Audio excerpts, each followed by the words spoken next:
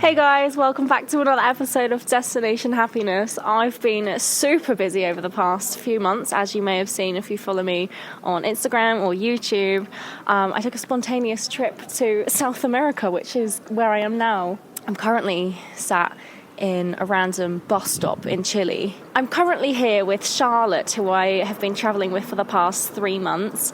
Charlotte and I actually went to school together. We met when we were 8. Welcome, Charlotte. Welcome. Thank you for coming on the podcast. Thank you very much. Thanks for having me. I've heard so much about this podcast. It's a pleasure to be involved, especially now as we're sitting in the courtyard of a Chilean terminal. We're kind of stuck here at the moment. We're just in limbo. Why don't you tell us a bit about how we got here and what we're doing? Okay, so this podcast is slightly about wasting some time before our bus, but also to tell you the trials and tribulations of the last, well, for me, 5 months travelling Central and South America, how Sophie and I reunited across the world, and all the good, bad, and the bloody ugly. There's been a lot of good, some bad, but a lot of ugly, for sure. And we want to delve deep into it just to engross you in all the gore we've been through in South and Central America. It's been diarrhea. It's been diarrhea. It's been no soap. It's been, overnight bus over overnight bus over overnight bus. One thing after the other. Cold showers. It's been Oreos. It's been Ritz. And that's all you eat for 24 hours. We're just going to delve deep into that. But before we do, I just want to ask you just a bit about why you're travelling in the first place. What actually brought you here? Because you're not just doing a typical 3-month backpacking trip like a lot of people do. You've decided to take a year out. Tell me and tell everyone exactly what brought you here. Wow, where do I start? Sophie's right. I've currently halfway through my year of travelling around the world, and I started I guess my journey started way back probably a year ago now. Turned 25, had a breakdown, and bon appetit. I'm currently here. So I turned 25 and was in my job and kind of never gone travelling before, and really wanted to see what else was kind of out there before life gets a bit too real and you become a full-time adult with responsibilities. So I was very, very lucky and very privileged to be able to take a year out of my job as a career break kind of thing, and then I officially set off end of January 2024, and now 6 months later we're nearly at the end of my South American trip and on to Asia. But so I think the reason why I really wanted to travel was just to break my cycle of what I was doing. I'd seen obviously Sophie travel a lot, and it looks, she makes it look so great. So I had lots of other friends that has always kind of travelled around, and I hadn't had the opportunity to do so beforehand. I'd been to Colombia during university to do some volunteering, and I really, really enjoyed it. So I wanted to kind of extend it and do it for a whole year.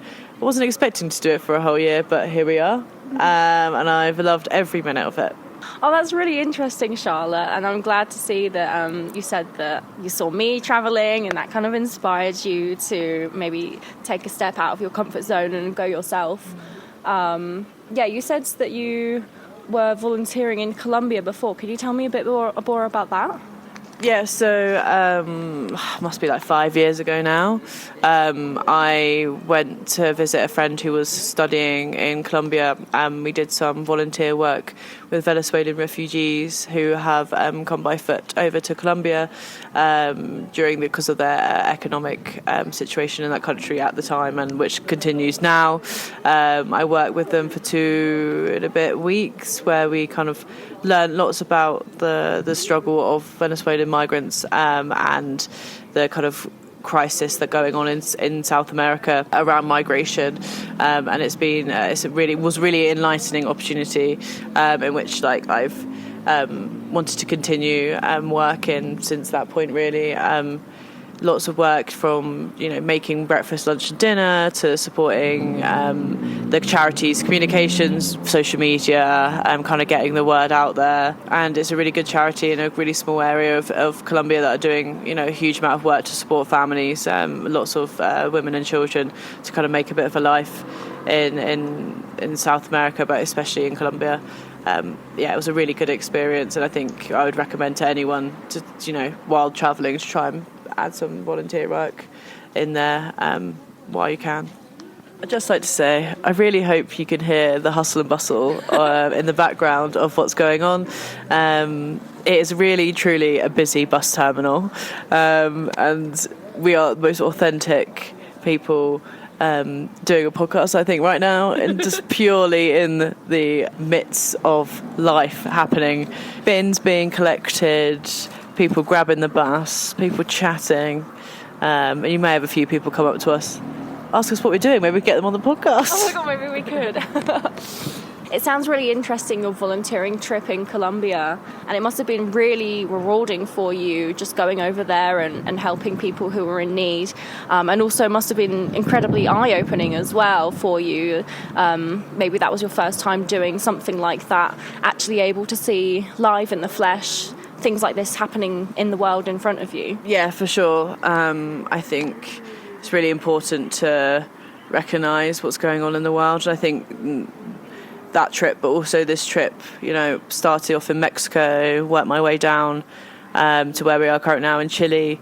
You see all walks of life, and you see, the absolute beauty of it.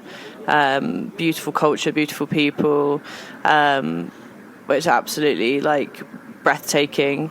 But also you do see other sides of it, and I think it's really important to recognise, as someone like myself who comes from the UK, that extremely privileged to have my passport and to be born in a country in which is developed in lots of ways, and having the privilege to be able to go and get on a plane and come to a continent and countries that are not what necessarily one you would expect, or two aren't necessarily I can't think of the word. It's just not the same. It's not the same opportunity due to lots of historical reasons.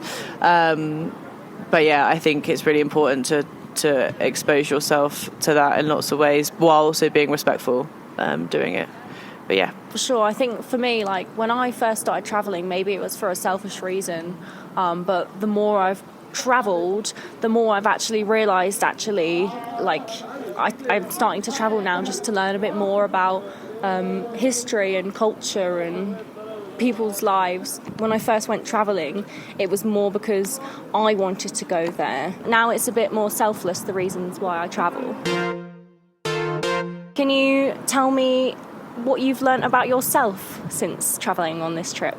I'd like to ask you the same question after, see how you have found the difference in your travelling, because this is my first big backpacking trip ever. I've taken some holidays here and there, but never really put my life in a backpack and go to a hostel and after hostel. So yeah, I'd be intrigued to see what your kind of comparisons are. Yeah, I think in this Central and South African Central and South American trip, I think I've learned a huge amount about myself. I think everyone, this is my thing, there's a cliche about people that go backpacking and people that go travelling, and I was exactly the same. I thought the same thing, that it changes you. People go travelling, they see some beautiful sights, see some beautiful countries, and it changes them. And I never quite understood it before I got here. I thought, they saw a beautiful volcano, that means they've changed. Or they saw, a really historical church, and they've changed. And I think that was quite a naive perspective. I think travelling and backpacking does change you, and definitely has changed me, but not by seeing those sites. Those sites are an absolute bonus, and have been absolutely stunning, and I'm very privileged to see. But actually the nitty-gritty of backpacking, and the late nights, the early mornings, the not showering for 4 days because you've got no water or cold water or no electricity, and having a dodgy tummy, food poisoning after food poisoning, or bacteria infection or a parasite. They change you, and it's about that resilience building.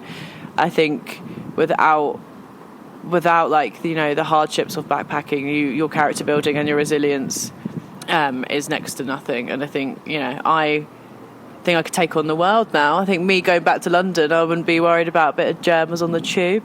I've proven to myself that I'm capable of so much more. Be that, you know, get by and speak to people that we don't speak the same language, and persevering with, you know, my broken Spanish, and sign language and miming, but actually seeing, you know, I'm not a language person, but seeing my language improve so much and able to converse and communicate with people that, you know, would never have done previously, not only because of the language barrier but just different types of people that you meet, has definitely been rewarding. And I would say, like, yeah, I can sleep on a night bus for at least 5 hours now, whereas there's no way in hell I would ever be able to sleep anywhere that wasn't my bed before. 5 hours on a night bus, done. On a boat, done. On a tiny taxi, done. On a little 4x4 in the Bolivian salt flats, laying on the back of the car, done. I can sleep anywhere or anything. But yeah, I do think, you know, it's character building, and I've learned loads about how resilient I actually can be, and like through adversity, such as why we're here right now. There was no buses left for us, and Sophie and I have made, you know, a 5-hour journey, a 5-hour wait go very quickly. And it's all about just taking perspective in, and being aware of your surroundings and present, and not necessarily worrying too much. I think I really suffered with anxiety before, and trust me when I say my anxiety got hugely worse when I first started this trip, and I really struggled, but I've proven to myself that I could overcome certain situations that I found really challenging and difficult because of my anxiety previously. I've now found ways to cope better, and deal with it. And it also means I've been really lucky to have really good people around me on this trip. Not only people I started my travels with and meeting Sophie out here, but also all the kind of individuals I've met in hostels along the way that have kind of, you know, given me a kick up the arse. Can I swear on here? Yeah. Kick up the arse, and have a fresh perspective on things, and not to worry or sweat the small stuff has been really helpful. So yeah. What about you, Sophie? Like, I really am intrigued to see, like, you know, your previous experiences in kind of like Southeast Asia and Australia to here, because I've never been. That's my next stop in next month. But just to see what you kind of think the differences are, and like what you've learned about yourself on this trip compared to the trips before. Okay, well, when I first came to Central America first, I was in El Salvador with my friend. I did not plan a single thing, because previously when I'd been travelling in Southeast Asia, I would travel very, spontaneously, and I wouldn't plan anything. I'd just be like, turn up to a place, like kind of figure it out along the way. But what I realised really quickly is that Central and South America is not like that at all. And maybe it was quite naive of me to think otherwise, but I've never been to this side of the world before. I've never been to Latin America, and the only thing I could compare backpacking here to was backpacking in Southeast Asia. And so, yeah, I did think that there would be similarities there. But I think with Southeast Asia, I don't know if this is a good or a bad thing, but it's kind of built around tourism, and it's very easy to get a bus from A to B because, you know, it's kind of just there in front of you. You don't need to look on Bus Bud or go to the bus station and wait 5 hours for a bus. It's completely different here, and yeah, I guess I was just naive for that. And even just like in terms of what I brought with me, I've brought loads of shorts and t-shirts. I've got one pair of leggings and a pair of cargos, and I did not realise how cold it gets in South America. Like, I just didn't research enough at all. but yeah, like even when I got to El Salvador and like I'd messaged you just to say, oh hey, like because we said that we'd meet up in South America, but we didn't plan the nitty gritty because we didn't know like where you'd be, like when we'd be meet up, so it was all kind of fluid. Maybe I should have planned actually what I was doing a bit more, because I did not have an itinerary. I didn't even know where I was going. When I put my itinerary on my travel insurance, I was like, oh yeah, I'm going to go to Cuba, I'm going to go to I don't know, I just said all these random countries, and I was like, I don't know, just like choose anywhere, I'll figure it out when I get there. But in hindsight, I think what I would do is actually just plan an itinerary, do more research about what I want to do, where I want to go, because it's not like Southeast Asia at all. It's not like you can just turn up and figure it out. It's a lot different. And like, I think even in the hostels it's reflected, because hostels in Southeast Asia, you just meet people, you end up traveling with them, and we have done things like that here, but it's not on as big of a scale. Like we've met people and made friends, but in Southeast Asia everything is just so easy. It is a lot different. And it's different to Australia as well. You're going to Australia and New Zealand in a couple of days' time, which I'm very excited for, but also kind of pissed off because you decided to go to Australia when I'm not there, now that I live there. But it's okay, I'll forgive you. You just have to come back and see me in a few years' time. But I think, to be honest, I've never been to New Zealand, but Australia's super expensive when it comes to travelling. The hostels are shit. You're going to pay like $50 or whatever, and you're going to be in a shithole. But here you can pay, like £3 and stay in like a luxurious villa, somewhere with like hammocks and things. So yeah, I think backpacking is different wherever you go, and I'm not like an expert in terms of like backpacking in the world, but I have got a lot of experience, and I have got a lot of other places that I want to visit as well. So like India, for example, I don't want to go to India by myself. I think maybe that's not a good idea. I didn't even like Colombia. I didn't like Colombia by myself. I had a mental breakdown in McDonald's. What was it over? I think I was just like questioning life. I had an existential crisis before I left Australia, and then I thought maybe it would go away when I went travelling, but it didn't. It followed me. It always does. It always does. I think you know, again, does travelling solve your issues, or does it just bring it to the surface? I don't think it's about where you are, who you're with, and I think that the example of you in Panama and McDonald's was the fact that actually you felt that you had to be one type of traveller and one type of backpacker, and that's not necessarily the case. I think there's a big issue, and I've definitely noticed it about like, I think there needs to be a de-influencing of like travelling. I think when I first started to go travelling, or when I was, you know, getting ready to go and looking at TikTok and looking at Instagram and like how exciting everything is, and how beautiful everything is, and then you kind of get there and it's much harder, or it's very busy, or it's just not, the expectations are different.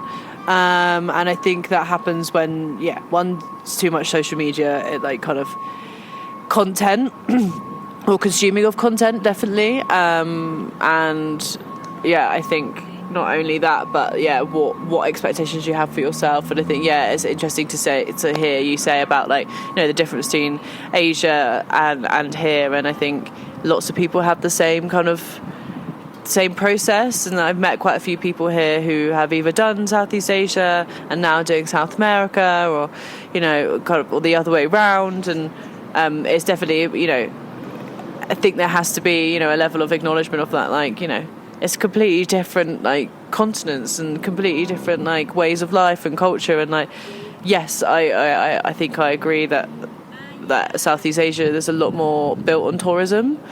And what I've noticed in Central and South America, specifically Central America, is that it isn't the case. I think there is obviously tourist routes.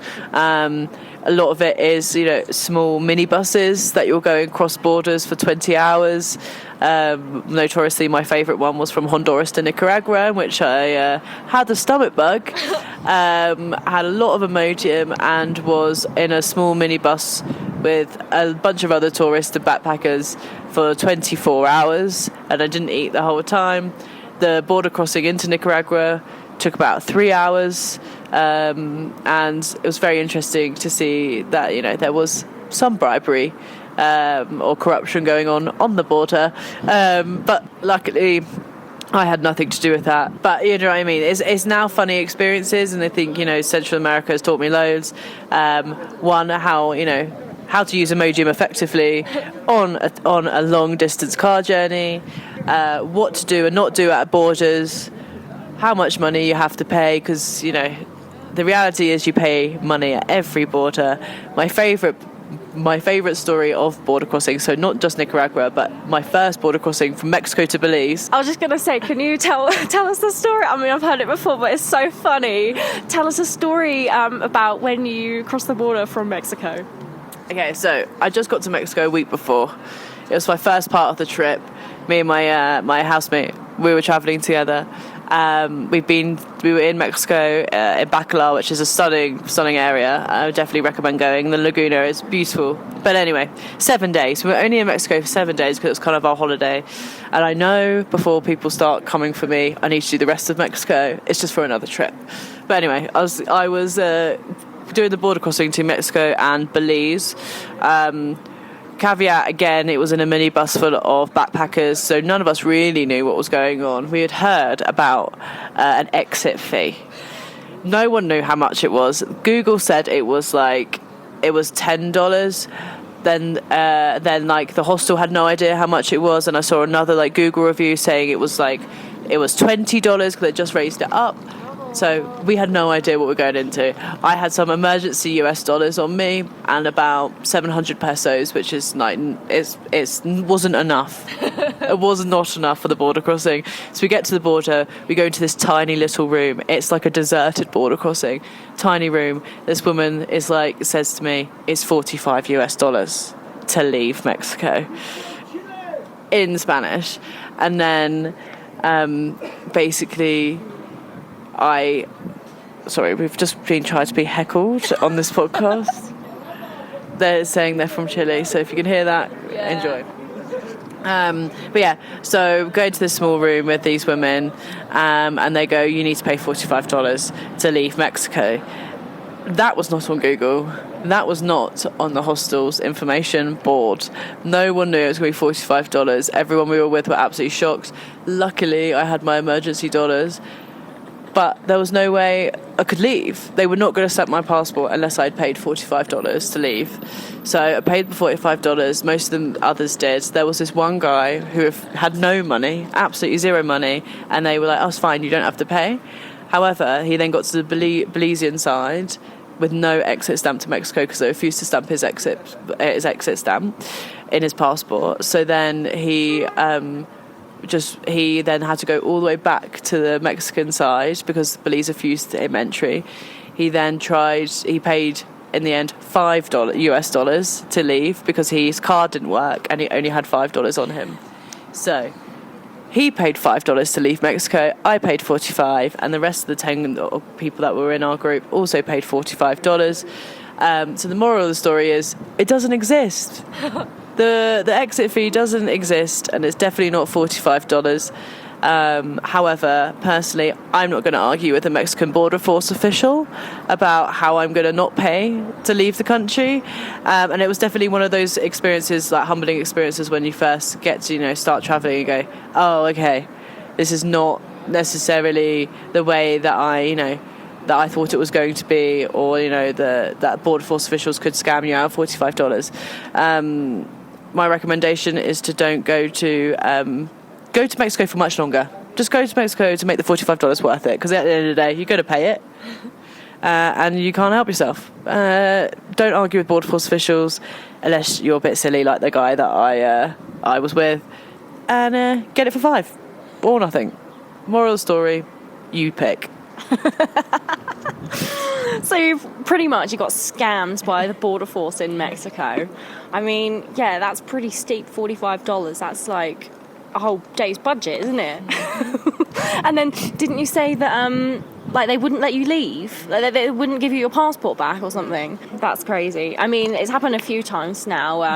My first border crossing was from first land border crossing was from Costa Rica to Panama. And that was a bit stressful for me because it's the first time I've ever done it. The only other time I've crossed borders before is like, you know, on an airport, and then they sort all that stuff out for you. But you and Sam were pretty chill. And then I remember, you had read this blog and they were like, right, you need to go to this dodgy looking shop. We got there and it said like, oh, you pay your tax here, but it looked like, it didn't look like even a shop. It didn't even look like a Western Union. It looked like a little shack that someone had set up and was asking people for money. Like, it looked like a scam. But we got our exit stamp from Costa Rica there, and then we walked over the bridge. I was like, oh, this is no man's land. Like, this is exciting. Like, I'm not in any country. I could break the law, but there's no law to break, you know? Like, what can I do? Not that I'd do that, but, you know, all these things run through your mind.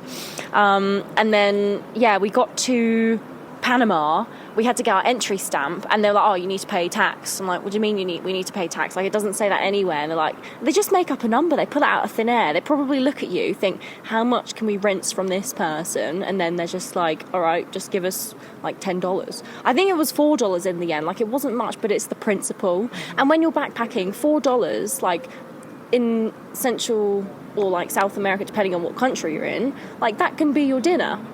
That $4 can go a long way, and I probably sound really stingy right now, but I really begrudge paying $4 literally just to enter and exit the country. That's my favourite thing is watching Sophie realise the tourist tax. And we call it the tourist tax because it is, you know, at the end of the day, we look a certain way, we speak English and we speak very rubbish Spanish. It's, you know, it's a tourist tax, and I don't begrudge paying a tourist tax. What I begrudge is I think when you then cross, you know, across 8 land borders, and it's all different and it's all the same and all different and the same and everything in between, and you're always going to have to pay something. And sometimes it's legit. Like when you're crossing into Belize, it tells you you're paying $3 or $11, and like, that's it, and it's on the board and it's written there, and you can pay by card and you can pay by cash. That's legit. I do not begrudge paying that because that is protecting their country. However, when it's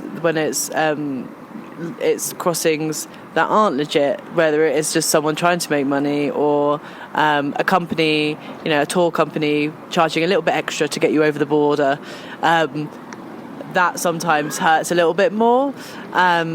However, again, it comes with the territory. We're people, you know, in a different country that are always perceived, you know, to have that kind of income, and that's kind of the rule of life, isn't it? You get be scammed or be scammed? No, scam or be scammed.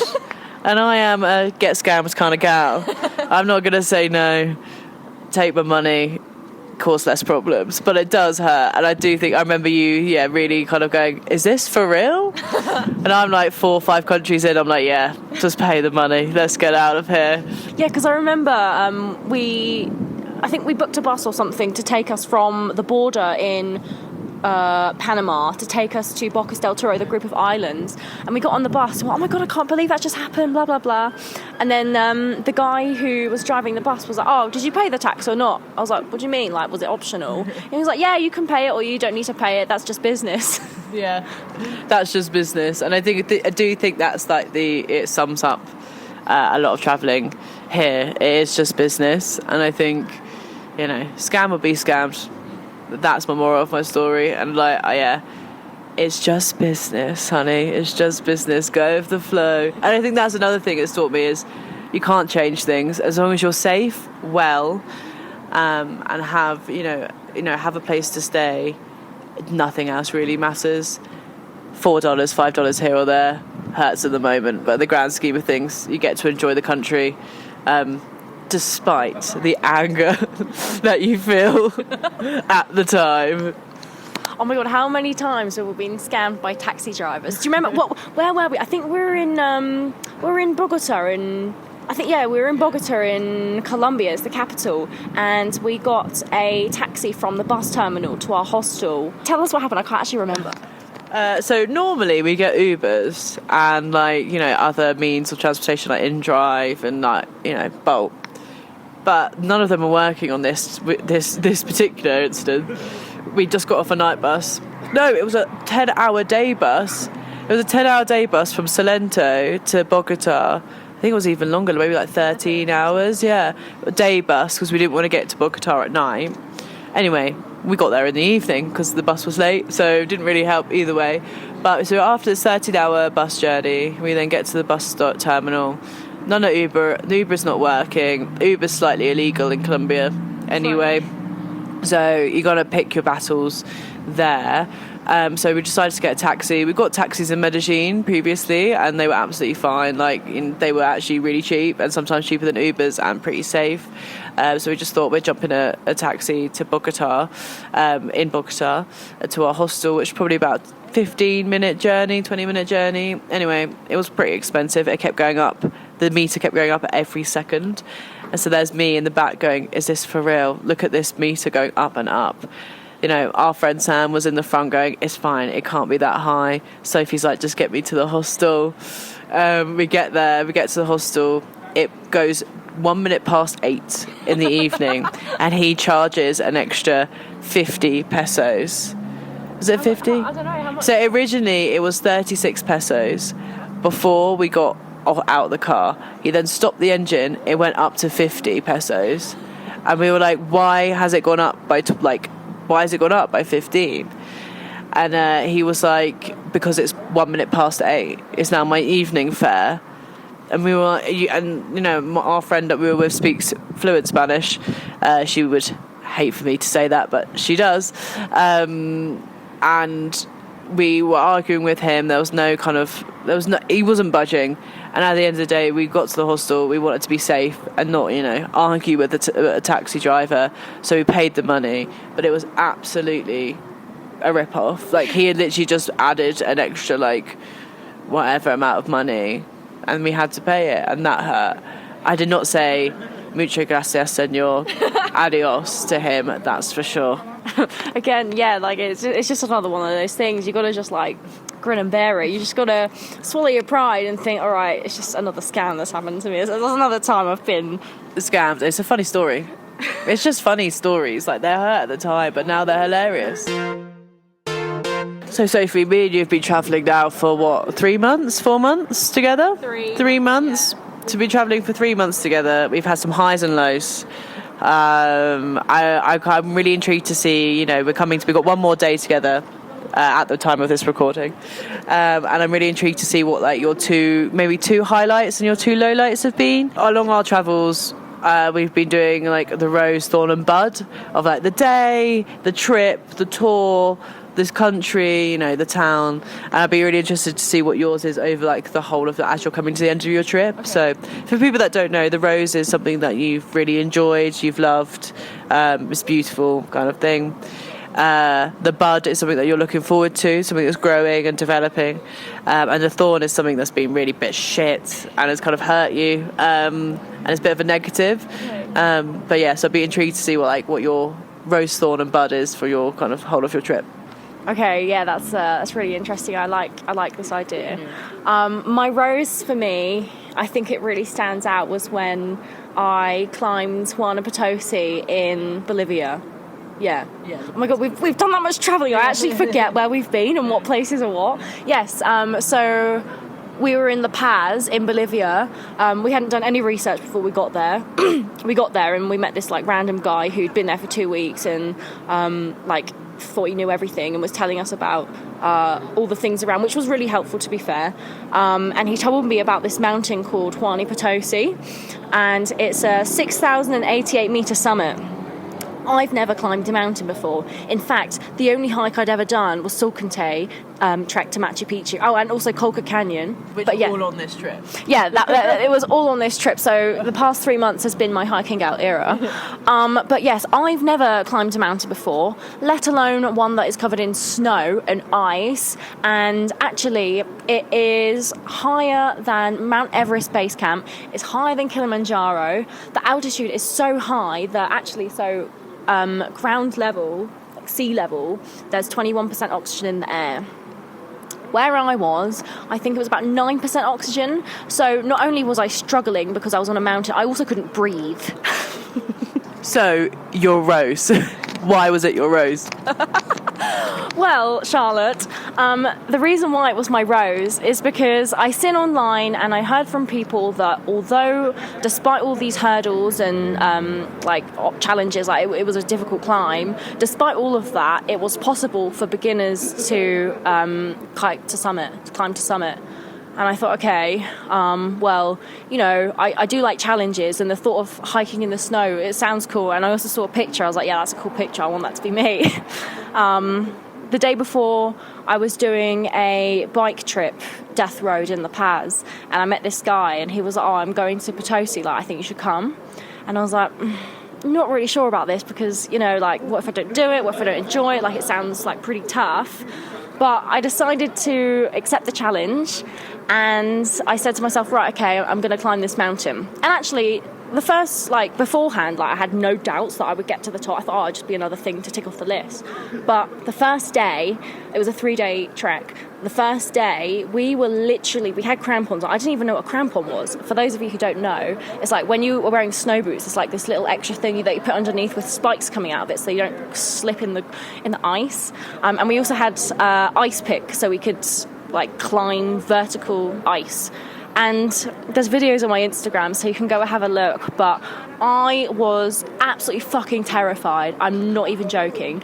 They were like, right, put these crampons on. I was like, right, okay. They had to do it for me. Everyone else in my group knew exactly. How? Everyone else knew what was going on. How? Who had put crampons on before in their life? I don't know, but I was with people in my group who ran ultra marathons and were like, oh yeah, I live in the Alps and stuff like that. And oh yeah, I live in Spain. I go to the mountains all the time and I hike things. And I don't even know what a crampon is. No. So I had to get the guy to put my crampons on for me. And they were like, right, walk up there. I was like, what do you mean walk up there? That's vertical. I was like, defying every law of physics that I had learned in my 26 years of living. And I was terrified. But I kind of got used to it in the end. But then we got to this one point. So there was 3 of us strapped together, two of us girls and the guide. We had rope around each of us, but we weren't attached to anything. We were just attached to each other. And he taught us, briefly, he told us, okay, so this is vertical. You just got to, put one foot in. So the crampons had spikes at the front. And then, use your ice pick. And I remember I was just hanging off the edge of this mountain. I was shaking. My legs were shaking. The only other time I'd been this terrified was when I was in a plane about to jump out for a skydive. That's the only other time I've been as terrified as I was hanging off the edge of the mountain. And I thought, if I fall, I'm attached to a rope, but what if the other people just fall with me? Then we're just all on top of each other. I'm going to get kicked by their crampon. So despite all that, I quickly realised that I was the weakling of the group, and then it gave me major anxiety to reach the summit. I couldn't sleep for 2 days. But on the day of reaching the summit, we woke up at 12, left at 1, and we aimed to get to the top for 6, 7 o'clock. And the entire time, I just kept telling myself, you are going to reach the summit.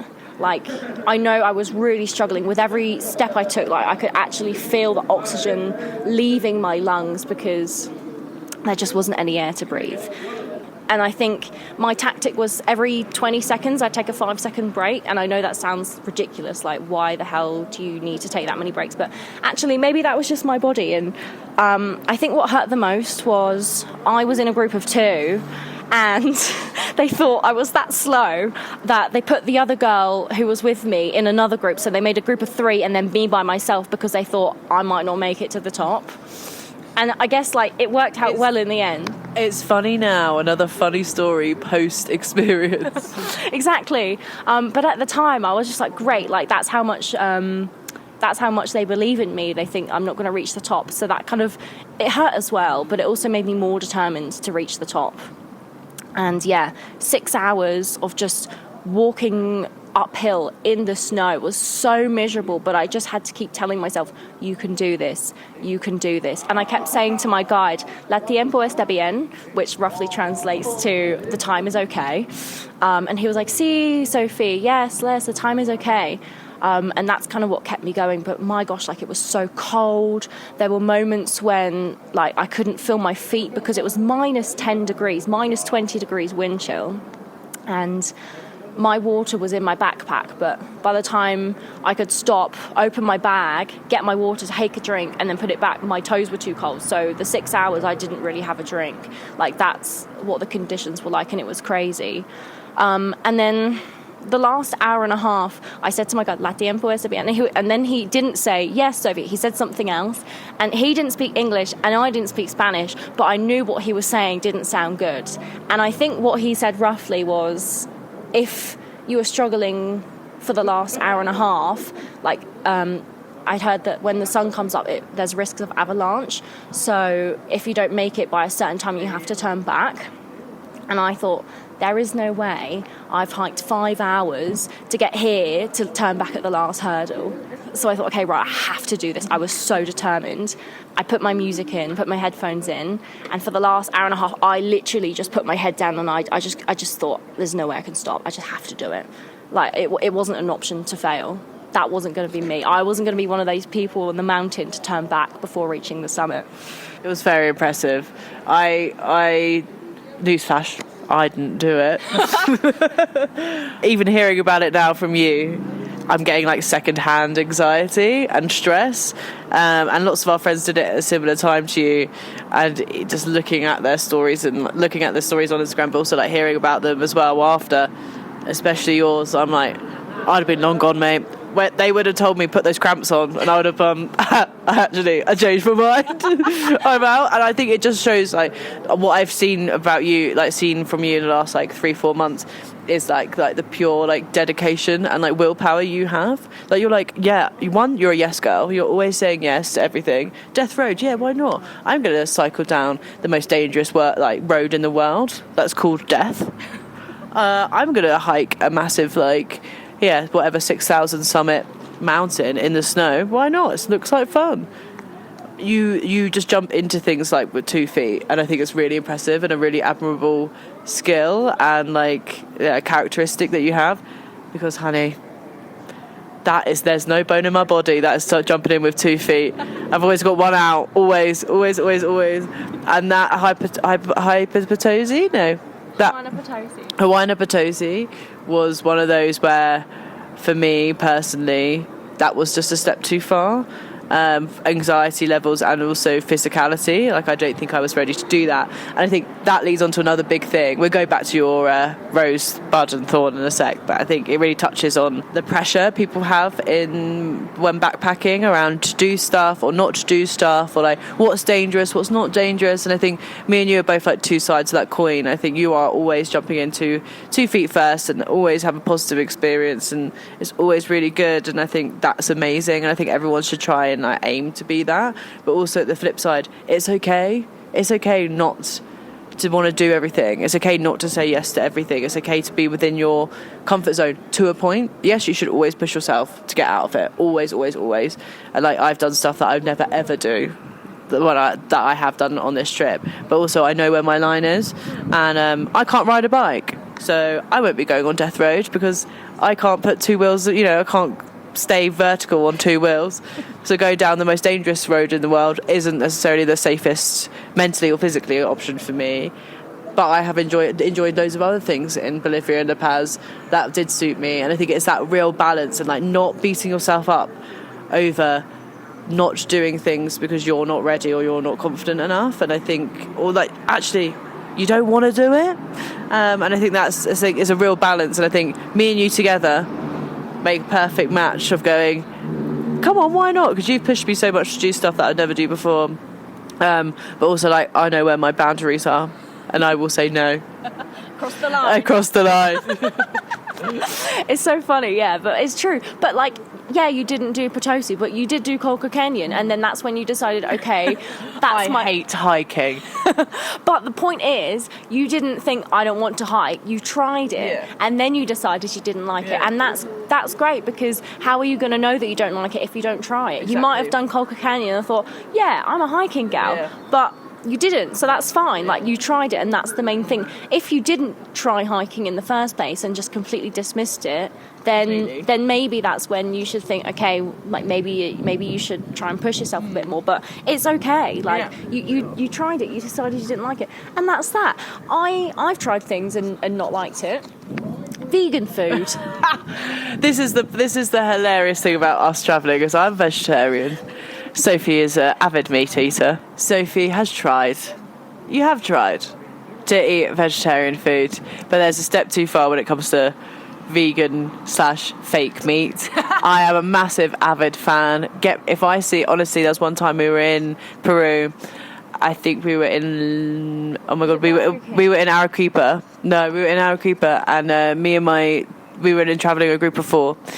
Sophie was the only meat eater of the group, and there was 3 of us that decided to go to this vegan restaurant that had fake chicken. When I say fake chicken wings, when I say fake chicken breasts, KFC, barbecue chicken wings, I'm saying like fake chicken like burgers. I'm saying everything. I'm like, it was absolutely a KFC twister wrap they had on that menu. I haven't eaten fake meat for a long time. I miss it. I'm sorry, I'm a shit vegetarian. I love fake processed fake meat. I love it. Haven't had it for a long time. Been living off rice and beans. That is another conversation for a different day. But you know, we were like, we're going to this restaurant. We haven't had like food for a long time of this nature. Sophie goes, there's no way. I'm going to a burger restaurant that only serves me. I'll see you back at the hostel. and that was okay. And that's, do you know what I mean? Everyone's got to do what they want to do. People got to spend money on the money that like on things that they actually want to spend money on. And vegan food just does not agree with you, and that's okay. Yeah, for sure. And like, I've tried it in the past and I don't like it. And actually, side note, when we were on our uni trip just now, we've just come off it. On the last day, they had spaghetti bolognese, but it was tofu. And I was like, okay, well, that's the only option. Obviously, I'm going to eat it. Had a bite, instant tummy cramp. And I thought, oh my gosh, it's not food poisoning. I don't know what it is. Maybe like, I don't have an allergy. Maybe, I don't know, my stomach just doesn't like tofu, doesn't like fake meat. It actually like gives me an upset tummy. Yeah.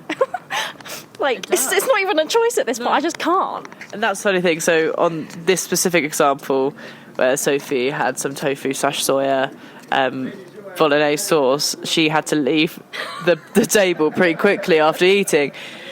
Just to let you know, it was my birthday. My actual birthday, in which they then brought out a birthday cake that they had freshly baked on this group tour. Sophie was nowhere to be seen because she was stuck in the toilet working through that soya/tofu problem. But you came back fighting after that and enjoyed some cake. But yeah, you missed the blowing out of the candles, which, you know, it's okay. I forgive you. Not gonna lie, Charlotte, I was fighting for my life in that toilet. It was like what, like a 2-minute walk back to our room where the toilet was. I had to stop midway and like crouch over, and I was just in pain. I thought, I hope no one was watching me right now. She's probably like, why is she just like curled over in the middle of the room? Yeah, that wasn't fun. But yeah, that's just a typical example of something that is outside of your comfort zone that you don't want to do. You don't want to hike mountains. I don't want to eat tofu. And that's okay. I think we both have very similar reactions physically to me climbing a mountain and you eating soya or tofu. It's the same reaction physically. So your Rose is climbing a fuck off mountain. Yeah, pretty much. With amazing views. Yeah. What was your bud? Oh no, what's your thorn? Colombia. That's it. Done. Colombia. And I'm really sorry because I do actually have friends who are from Colombia, and don't get me wrong, like, this is not all of Colombia that I hated, because there were parts of it that I really enjoyed, like Cartagena, for example. Like, it was stunning, but I think from just like 1 or 2 experiences, it has kind of tainted my whole like perception of Colombia, to the point where I had a breakdown at the end and decided maybe I should go home early. Newsflash, she didn't. However, yeah, I think I personally love Colombia. I've had really good experiences there the 2 times I've been, but I think we went to a city called Cali, which I think lots of people have different views on. Some people absolutely love it, and some people really struggle with it. And I think Cali is somewhere that is like the true Colombia and like the true like reality, I think, or of these countries that we're going to, and I think Cali, for example, was the nightlife is amazing. Like, there's people just go to this one area in the center of town and just dance salsa, and we were like absolutely like flipped around, swung around in that street. Absolutely, like we had a great time. People were asking us to dance. We can't dance salsa. We tried, we failed, but we had a good time doing it, and that was really fun. I think there is also what you have to remember is that it's not always the good times, and that like that area specifically, you know, I didn't feel safe going out at night on my own. I didn't really feel safe going out during the day on my own, and I think that's quite a bit of a news flash, and I think especially for you that hit you the hardest because you are such like a free spirit, and it wasn't necessarily again like what your expectations of the country were. So yeah, I wonder what your perspective of it was. Yeah, so there was, well, before Cali even, I think we were in Medellin. We got an Airbnb and I walked to the shop. And I just walked there by myself because I was hungry and the girls were faffing, and I thought, no. We love a faff. We love a faff. And it's fine, Also, but I was just so tired. It was after a night bus. I wanted to do my washing and go to bed, Sophie. Soz. yeah, that's fine. But, you know what I'm like when I get hangry. I was like, I need to go to the shop now. So I wandered there by myself, which I would normally do in every other place I've been to during the day as well. Like, it wasn't too far away. And this guy he said something to me, and I was like, I don't know what he's saying. And then he started following me, and I was like, okay, right, I don't feel comfortable right now. Like, he's actively following me. Like, I'm looking around. He's not even trying to hide the fact that he's following me. And so I like dipped into one of the shops, and then a security guard said something to me, and I don't know what he said because it was in Spanish. And then I started panicking. And then I went to the pharmacy or something to buy some water because I was feeling anxious and I needed like to drink something. And yeah, the whole experience just wasn't very nice. It's just like being followed by someone. I got it sorted out in the end. The security guard kind of like told them to go away, and I had to wait there for like an hour before I could leave. But yeah, that was kind of like my first experience in like just being in reality of like what it's like in those countries where actually it's not so safe. And then you just think, oh, actually, like how privileged you are to come from a place where you don't need to worry about being followed by someone. I mean, like obviously things like that do happen in England and Australia, but not to the extent as it does in Colombia. I think the difference is a language thing and a cultural thing, is in that you didn't necessarily understand what the intentions were or what the people, like, you know, what the security guard was telling you. If that happened in Australia and the UK, you know those areas like the back of your hand. You know the people, you know the culture, you know the language, and those things really make you secure. And I think what happens when you go backpacking, and especially in circumstances in that, you realise how vulnerable you actually are. You're a vulnerable person because you're in a country that is not your own. You don't speak the language, you're a woman, and actually at times that puts you in a massive vulnerability, and I think we are so quick to forget that. And I think it just reinforces the things that is a case, and it's not just Colombia. It could be anywhere in any kind of country, in any kind of walk of life. When you are vulnerable, and backpacking does make you vulnerable, that's a reality, and it kind of shocks you a bit, especially when it's like the first time it happens. So I completely understand that. Yeah, so that was the first instance where something like that happened. That was in Medellin. Hola. Muy bonito, pero no gracias. Gracias. Muchas gracias. Gracias. Another person trying to sell us things, but it's okay, we love it, we're used to it now. The second time something like that happened was in Cali. I was told that about multiple like robbings in Cali, people like getting their phones stolen, their bags stolen, things like that. So obviously like I was cautious, which I would normally be anyway, but this time I was particularly cautious. But I was walking along, I can't remember where I was going or whatever. I think I was with someone as well. I don't know, maybe I was by myself. But it was during the day. I was crossing the road, and this guy on a moped like started riding up towards me. I thought, are you going to hit me? And I had my bag around me as well, like it's a over the crossbody bag. And I thought, I didn't think anything, but then another guy who was like local said something and shouted at this guy, and then he went away. And I was like, what just happened? And I think it only dawned on me after it happened, because it all happened so quickly, that the guy was about to mug me on his motorbike, and then someone else saved me. And I think at the time, like, it didn't faze me that much, but then afterwards I was thinking about it more, and I realised like how vulnerable I was. And it got to the point where, you know, yeah, like Charles was saying, there's lots of good nightlife out there, and I also had a token for a free burrito at this restaurant. But after it got dark, I didn't want to go out. I could have got a free burrito, but I didn't want to go and get it because it meant I would have to go out in the dark, and I just felt really uncomfortable in that place, to the point where I was like, okay, well, I'm not going to go out to eat, I'm just going to order Uber Eats. And that upset me, because I don't want to go somewhere and order Uber Eats. I want to go somewhere and experience the culture and try like interesting food, local food, you know. But then ordering a poke bowl from Uber Eats, I kind of felt defeated.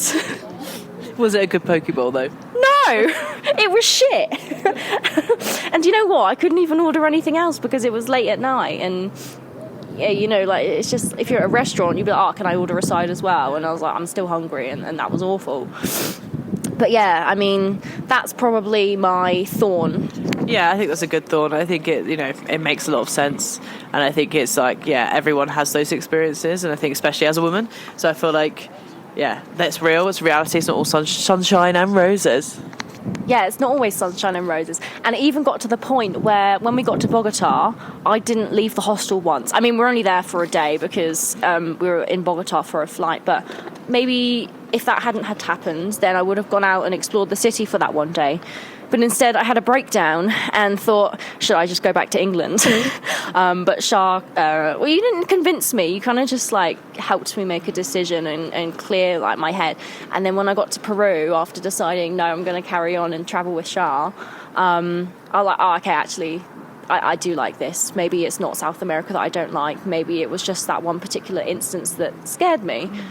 That's a pretty good thought. And it's like good that you've learned from it and like you could already reflect on it. I think it's really positive.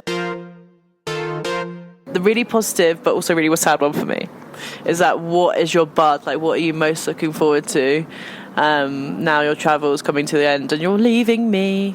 Yeah, I mean, I'm sad to be leaving you, and I have had lots of fun adventures in South America, in Peru and Bolivia. But I am very excited to go back to England after 2 years and 4 months it's been since I left the UK. So I'm very excited to go back to my home comforts. It's not permanent, before you ask. I plan to be in the UK for 3 months because I want to be there for my mum's and my dad's birthday and for the summer. But I'm excited to see my mum, I'm excited to see my dad, I'm excited for my mum's cooking, my dad's cooking, I'm excited to get my own bed and have my electric toothbrush, I'm excited to be able to cuddle up with my cats and watch TV, and yeah, just like all those home comforts and see my friends. And I'm excited for Greg's sausage rolls and a good cup of tea, not from my mum because she makes it really milky. I'm excited for a good cup of tea from myself that's like bought in England. And maybe I'm going to have a crumpet, and I'm going to go to Pret a Manger, and I'm going to go to Cornwall and go and surfing with my friends. And yeah, there's just so much in England that I never really, I never thought I'd say I'm excited to go to England, because if you asked me 2 years ago, I was excited to leave England. Yeah. And actually, I left the UK on the 28th of February 2022 and moved to Bali. And I remember during February, or even January, when I was waiting for my visas to be approved, my business visa, because it was during COVID, I remember saying to myself, if I see one day of March in the UK, I'm going to be really fucking angry. But luckily I left on the last day of February, so everything was fine. If you spoke to me then, and you spoke to me now, like, I'm completely different. I see England in a completely different light now. England is my home, and actually Brighton's not so bad. It's a beach, it's a city, and one. Whereas, yeah, there's not many places in the world like Brighton, and I realise now how unique it is. But before, like, I just wanted to get out of there. So me and Sophie do this thing on buses now for the last 2 weeks or so. I go, Sophie, what are you going to miss? And then we talk about roast dinners. Oh. We talk about English breakfast, full English. We talk about tea and just like compare our like mum's cooking like over and over again. to a point, I think like people around us must be like, these people are like got some serious problems. They can't stop talking about stuffing balls, Pudding. or don't. Well, I think we need to do a whole right. We think we need to do a whole other episode on just like the difference in like what, like going around in hostels and talking to people from all different nationalities, especially Europeans, because newsflash, there's a lot of bloody Europeans in South America, and about the difference in language and the difference in culture. Pudding is a big one that we've learned. No one in Europe knows what pudding is. They think it's custard. We've had to explain to multiple people from the Netherlands, from Belgium, from Germany, what pudding is. Pudding, for the non-British listeners out here, is dessert. Plain and simple. Anything sweet after a meal. Could be ice cream, could be fruit. It could be cake. Could be anything you want it to be. Could be a waffle. Anything after a savoury meal is pudding. It's not specific. It's not a pudding. It's not pudding. It is pudding. Anyway, that was a side note. I think your bud is really lovely, and I'm kind of jealous of it. I know. You get sad every time I mention a roast dinner or a Greg's. But you are 6 months into your 12-month journey, and I know you're going to have such a fantastic time in New Zealand, then Australia, then Bali, then Singapore, then Malaysia, and Thailand, Vietnam. I don't know where you're going to go. It's all kind of like spontaneous, yes. Which is what I previously said is great for Asia. Yeah. Not here. Asia, you can be as spontaneous as you want. But yeah, you know, you miss your mum's cooking, and you miss a good cup of tea and your home comforts in your bed and your family and your friends in London. But you are going to have the best time. And say in 20 years' time, you're going to, you know, be at home, you're going to have your home comforts, you're going to have your job and be able to cook your own dinners without worrying about this pan is a bit fucked up. And you will probably in the future give anything to be in the position you're in now, where you're about to embark on this incredible journey to the other side of the world. Yeah. No, exactly, and I'm very lucky. My cooking highlight of this trip, just Sophie and I's trip so far, is Sophie cooked pesto pasta in a microwave 2 days ago, and it actually tasted amazing because there was no gas. Again, it's like you just never know what you're going to get. You know, we came back from the salt flats freezing cold. All we could eat was pesto pasta made from a microwave and have a cold shower. But it was so worth it. Do you know what I mean? It was just, and it was a great pesto pasta. And I smuggled over the border from Bolivia to Chile. I didn't think I'd get that pesto through that border, but I did. And I'm so glad you did, because we had extra for lunch today. Outside in this bus terminal. And I also had it with a tin of tuna, which I ate from the tin. Because you're classy like that. But no, I think, yeah, I'd be really interested. Maybe we should do like a podcast reunion, like after my 6 months travels, 6 months to go, and then see how I feel about things. But yeah, I think it's going to be really lovely to kind of you go back and like revisit everyone and see everyone, and then get ready to go back to Australia. But England is pretty good in the summer, I will say. So you'll have a great time. Charlotte, Yeah. I've gone through my rose, thorn and bud, and now it's your turn. Tell me, firstly, what has been your rose over the past 6 months? Oh, what a difficult question. It definitely wasn't climbing a 6,000 metre mountain. I think my rose has been really, like, I had, you know, I've got too many, but one of them that sticks out to me is that, like, I've actually been able to travel with people that are really, like, just lovely and good humans. Like, I started my travels with my friend Sam, who we've mentioned already. And we travelled together for 5 months, and Sophie joined us, and just like having like-minded people around you and like safe people to travel with I'm very lucky to have had that. And like, because, you know, I'm about to go solo travelling for the first time ever, so that's kind of a bit daunting, but I'll save that for my bud. You can have as much vegetarian food. But yeah, I would say my actual rose has been, I spent my 26th birthday on the Bolivian salt flats, freezing my tits off, but in a most beautiful kind of environment ever, and like in a world that like it doesn't seem real. Like the landscape was just not real in any shape or form. It was so beautiful. It did honestly feel like we're on another planet. We kept thinking like our car was it the Mars rover? Yeah. And then there was terrain and we were like, are we on the moon? And this sounds really weird, but you know how like when you look at the ground, you know what it's made of? Yeah. We had no clue where we were. I was like, is this ice? Is this salt? Are we in like a rocky terrain? Is this mud? Like, I actually felt like I was on another planet, and I don't even mean that. Like I mean that literally. Yeah. I didn't know where we were. I didn't know what any of the materials were. I thought, where are we? Yeah, having my birthday in Bolivia Salt Flats has got to be up there. It's pretty roseworthy. Yeah, I'd say that was pretty magical. And we had a really lovely group of people. We took some great photos. We had a great time. Yeah, we're just chilling in that Jeep. I really had a good time. I would say my honourable mention also was that I completed my scuba diving training in Honduras with Sam, and that was a week of just doing my open water training. My first time I ever snorkeled was on this trip in Belize, and I burnt my back so severely that I had heat stroke. So my kind of like track record of being in water is not great.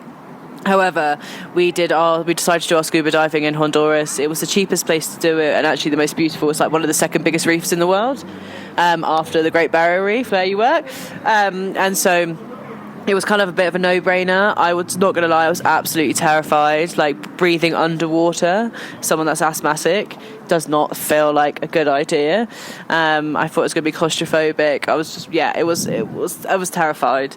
However, I did it, and I got my open water, and I saw some sick creatures. Like I saw like stingrays, eagle rays, I saw pufferfish, barracudas, like you name it, I saw it. It was so amazing. And like you got to like 18 meters deep, sitting on the seabed. Don't get me wrong, my ears were really bad. Like it was like, it was a bit of a struggle at times, but sitting on the bottom of the bed, you're like, I am underwater and I'm breathing underwater was kind of magical. It was kind of crazy, and I can't quite believe that I've done it. But yeah, I think that was kind of that, as in like a skill-based rose. Amazing. In terms of experience, my birthday, it was pretty sick. So yeah, I'd say those two are pretty up there. However, what I will caveat is, both those times I've had a bacterial infection. So as I was scuba diving, I think the third day of scuba diving, I had diarrhea. And had diarrhea for a week after that point. My birthday, 2 days before my birthday, again, the same thing. Started having diarrhea, had it for a week. And just goes to show that the shits may get you down, but the two most roseworthy experiences I did while having the shits. And I think Emojium should sponsor me if you're out there listening to me, because I will big up my experiences despite having the shits, because you work like a beauty, honey. Old Emojium, my dear friend. Imodium has been your saving grace. And Pepto-Bismol, which we discovered in Colombia. It's like, I don't know what it is. It's just this magic thing that makes all your problems go away. What has been your thorn over the past 6 months? The shits. No, I would say like being unwell is one of the hardest things you can do while traveling, because you just want to have your ruby slippers and click clap back home, and get into a duvet and watch reality TV and forget that you're poorly. Instead, you're in a 20-bed dorm with no curtain. Everyone else is also ill, being sick or like shitting themselves or got a cold, and all you want to do is just not be there, but you are. And I think, again, resilience building, but that's definitely been my thorn, is really learning to like persevere when you're sick, and like it will get better and it isn't the end of the world. Sometimes it definitely feels like it. And you hear horror stories around people getting sick, and then that really it increased my anxiety. And then when it happened, it was bad. Everyone goes, "Oh, it's not as bad as you think." Yeah, it was bad. But, you know, shout out to some people I know that have had many a parasite on this trip, and I've been very lucky to have skipped the parasite so far. Not that I'm jinxing it. But yeah, I'd say my thorn has definitely been overcoming sickness, and really pushing myself to kind of get through it and not let it affect my travels. Like, not letting me affect what I eat and like when I eat and like how I eat, and not going to the local restaurant because I'm too worried. And like, yeah, I think definitely at times I have been like that, because I think it's just been, once you're really ill once, it's quite hard to then get back. But like, the first time I had really bad bacterial infection, compared to the second time, I was a completely different person because it is resilience building. But fuck me, it sucks. It sucks. Everyone tells you about like, barley belly or like, getting sick, but it does happen. I was like, it won't happen to me. I, will hand sanitize, and I'm a vegetarian. Doesn't matter. That water will get you. And it sucks. And I think no one can say that is worth it. Like, no one can say it, like, it's worth it to travel and to experience the world. But like, sometimes you just want to be in bed, and I think you allow yourself to do that. Maybe book yourself into a private room, treat yourself. That's what I did when I was in the Amazon jungle. For the third time I was unwell.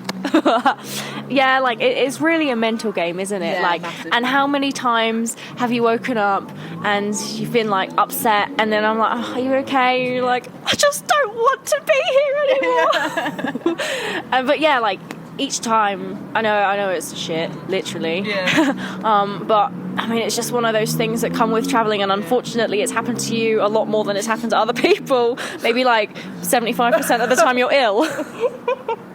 Yeah, it feels like that. But like, honestly, it definitely is worth it, and it's definitely got a lot easier. Like, I would say, some people are lucky in life, and I'm lucky, I'm lucky to be here, but unlucky to get the shits all the time. But, my one thing I do have really enjoyed about travelling, though, is that like that's the first conversation I normally have with people. You've never met them before, you don't know their name, but someone will come up to you and go, oh, mate, I'm really not feeling well. I think I've got the shits again.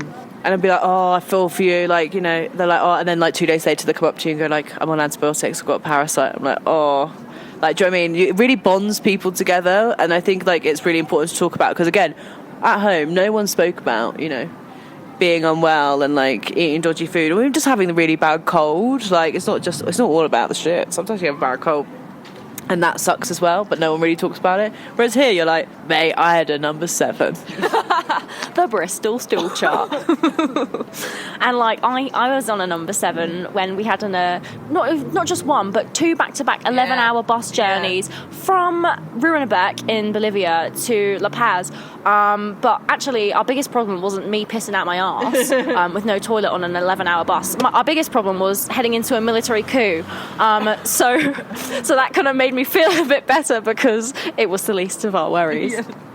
Yeah, there's always something else going on. You may be shitting your pants, Sophie, but we were also going into the military coup, and we didn't know whether we could get in or out of La Paz.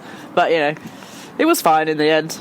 You know what I mean? You stopped having the shits, and the military coup also stopped. So win-win. Shit happens. Literally. Okay, so you've told us your rose, you've told us your thorn. Now let's hear what your bud is, what you're excited for. Ooh, my bud.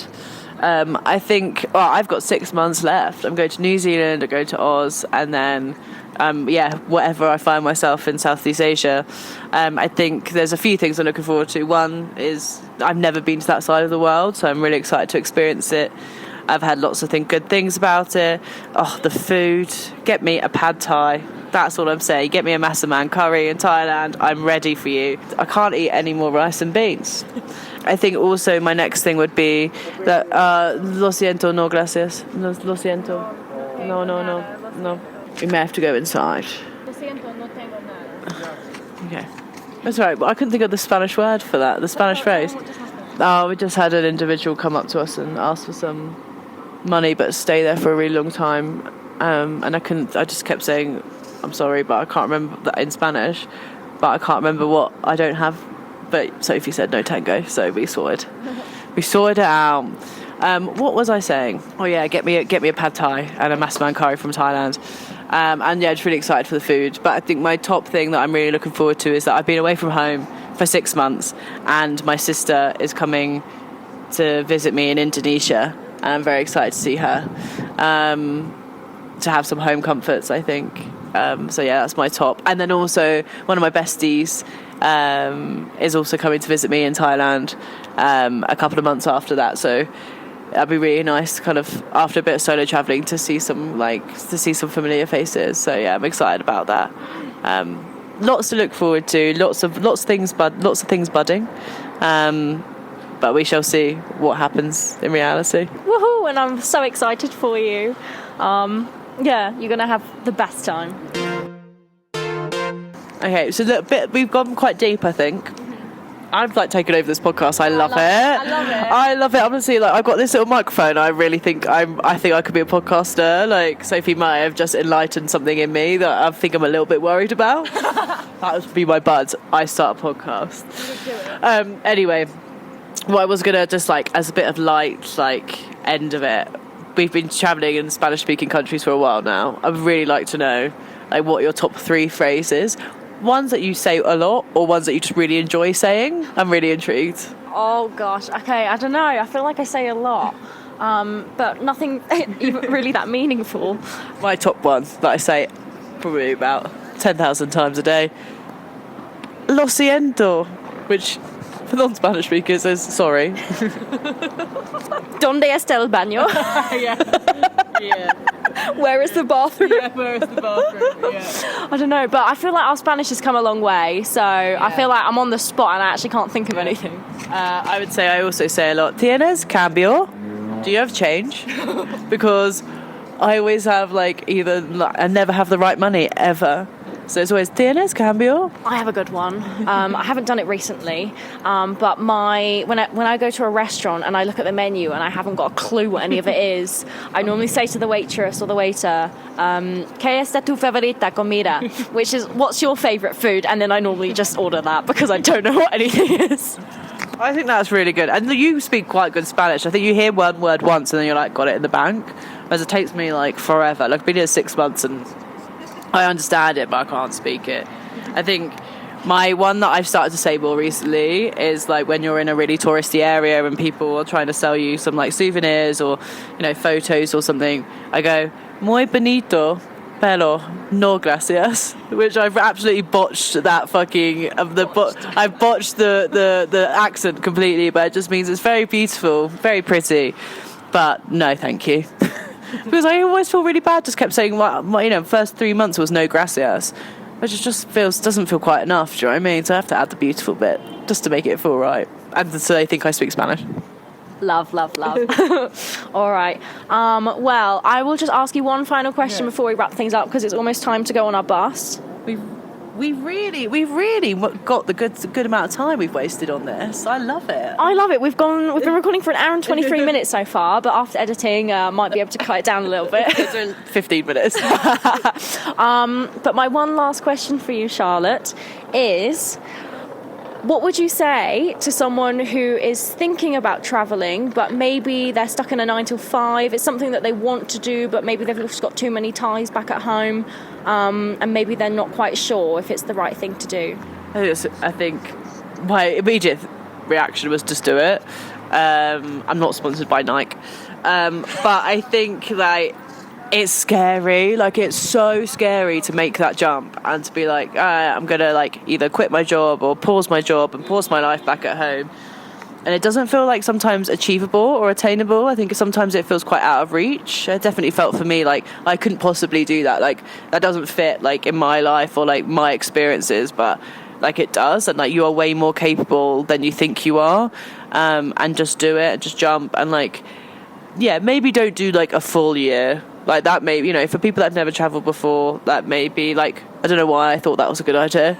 I'm not complaining in any way now. I do think it's the best decision, but it doesn't have to be for this a year, 6 months, even 3 months. You can literally be 2 weeks, a month. Just get out of your comfort zone and just see whether you like it or not. And there's always going to be things you hate. There's always going to be things you love. Even if you're stuck in your 9 to 5, there's going to be things you hate and things you love. When you come travelling, there's always going to be things that are much harder and things that are the best thing you've ever done. Like, it's highs and lows, and it's major highs and lows. And, like, the lows are always worth those amazing highs. So I would just be like, if it's possible, if you feel like you want to do it and you're ready, just jump. Take a leaf out of Sophie's book and jump with 2 feet rather than 1. Oh, I love that. I think that's really great advice, and yeah, I completely agree. If it's something that is maybe niggling in the back of your mind, it's obviously something that you're interested in. I think it would be worse to not do it, get to the end of your life and think, oh, I wish I went travelling when I was back in my 20s, when I was in my 30s, when I had the opportunity. I'd much rather, the worst case scenario is you go and it doesn't work out. I'd rather that than not do it at all. So yeah. Wise words, my friend, wise words. All right, guys. Well, thank you so much. And thank you, Charlotte, for coming on the podcast. Thank you. I've loved every minute. I've loved having you. You're always funny to chat with. Even my mum says she loves chatting with you. But yes, thank you so much. I hope that you found value in this episode, and maybe something has resonated with you, or maybe you found one of Charlotte's diarrhea stories funny. I've got many more, so DM me. All right, and I'll catch you in the next episode.